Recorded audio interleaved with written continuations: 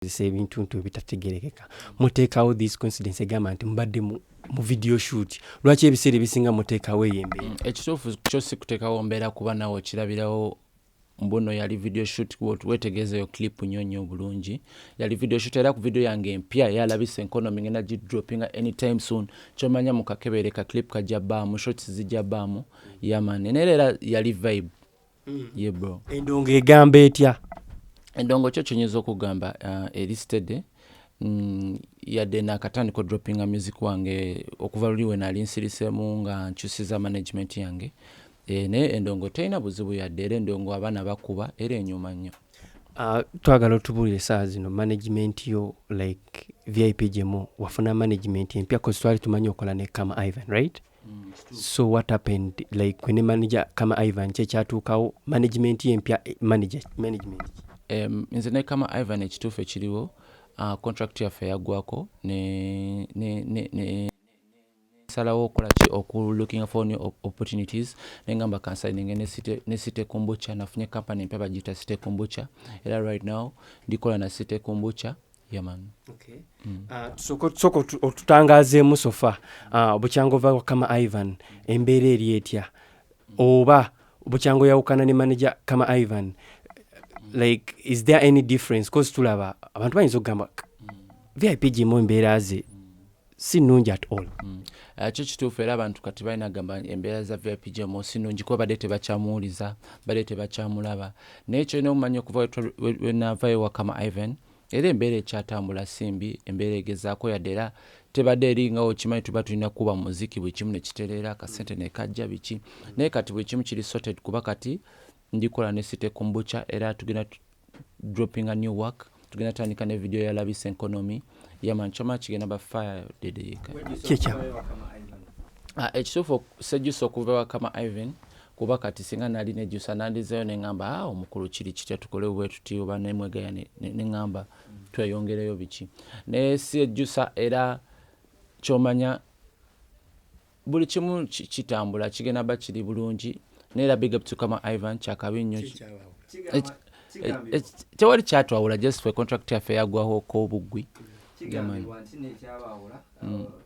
Ivan yasayininga Palaso Ankopi yasayininga Ankopi nera tewali buzibu yasayininga Ankopi era tekirimu yadde buzibu big up to Anko Palaso ne just era nga wokimanyira omuntu wasayininga omuntu omulala olumu getting mu busy oba nabeera eri bwe bityo naye tewali buzibu nnyo era twali tukwatagana bulungi ne Ankopi yaman tewafuna muko kasajja ku mutima kizibu lwaki atobofuna akasajja ku mutima nga tutunulira kampuni ez'amaanyi ziri eyo waliyo gye bayita Mavins mulimu Rema mulimu Ruga mulimu ate nga mulina kukwataganira wamu mwana ne mukola wamu ekintu ne kitambula naye okuva wa Kama Ivan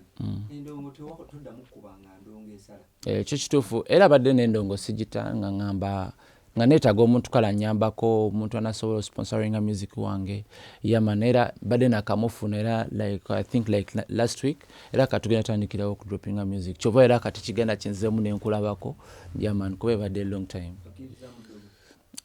kyo ekituufu sirikiririzaamu naye waliyo abalikiririzaamu naye sirikiririzaamu yadde era abantu abaliyo nga bagezaako okukikola nga batuloga era bongera otukeberako walaba engeri abasajja gye banyiriramu omusajja ki kyogaa Kama abikola badde semanyi bannange Kama Ivan kyogamba muloge byaddala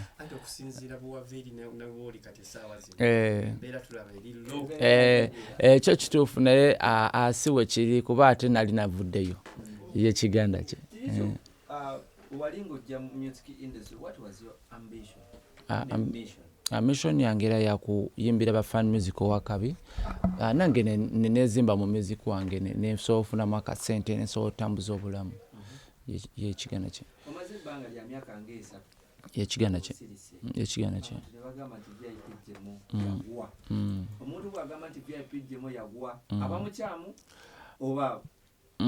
ayinza obutaba bukyama coding buno kubadde takyafulumya music ate nga VIP Jemo yebamusuubiramu kufulumya music nekyo ino manya ebyo nakatonda era yaba akitegese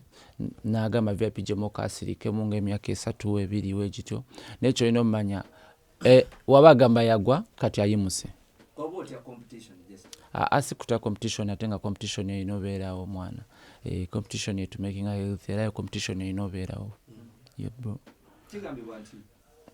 ebisinga okujjako ebyo byakuleetera okuba nti ogwa ekigaana kyo kozesa drugs akayaga ekyo si kituufu yadde kuba kigaana kye drugs sizikozesa nnyo na by the way drugs nze just nywamu bunywa just era drugs zono n'abayimbi kyo kituufu era drugs kuba wozikozesa nnyo era bagamba kintu kyonna wosuka kikozesa era kikuaffectinga era kyemanyi zitawaanya abayimbi naye era tolina zikozesa nnyo kigaana kye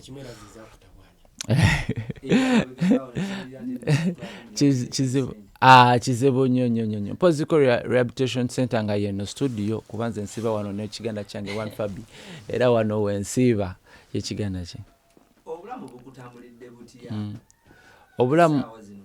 obulamu kyenyinza okugamba essaawa zino bunyumira kubanga kati ate ngenda kuta music wange kati ebansasagge yokka bula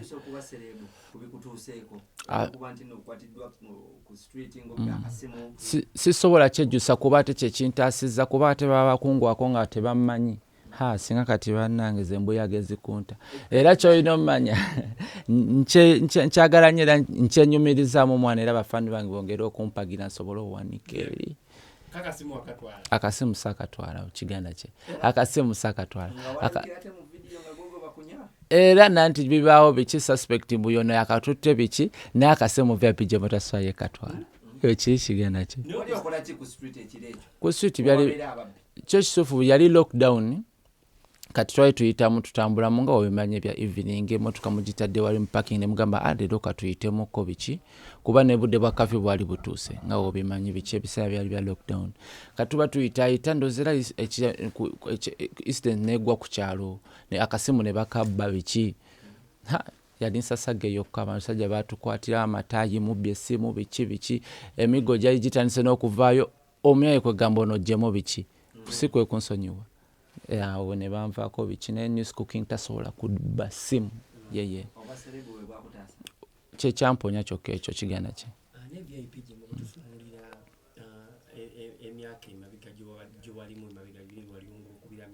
ekigana kye ekigana kye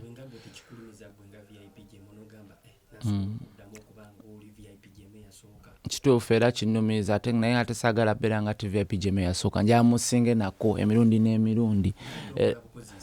ensasage era kyomanya nino zikola kubanga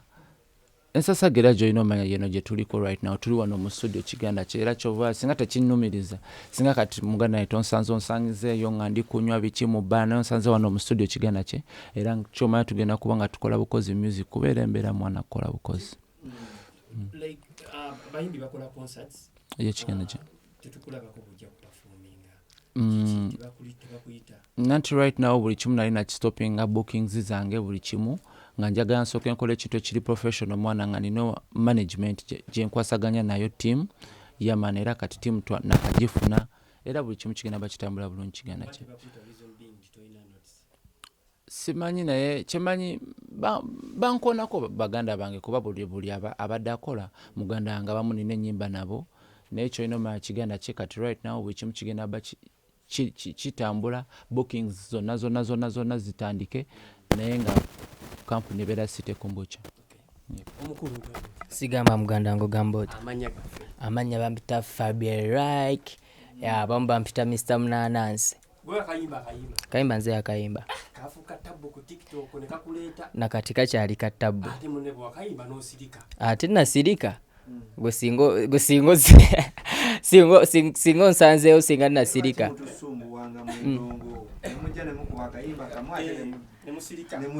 mu abakimanyi nti yakuba akayimba kamu nasirika yabakimanyi nga nawe woba okimanyi ate n'abalala bafaani bo bakimanyi nti aleeta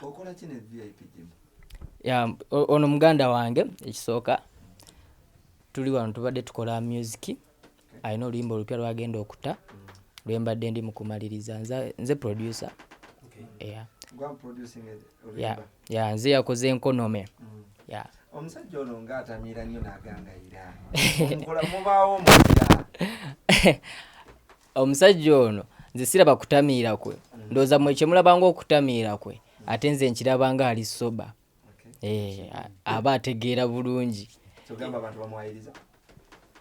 be bamanya abantu zokka tuba tulina okubeera nga tuli mu vibe just era nga okimanya olumu tukubwamu ku munanansi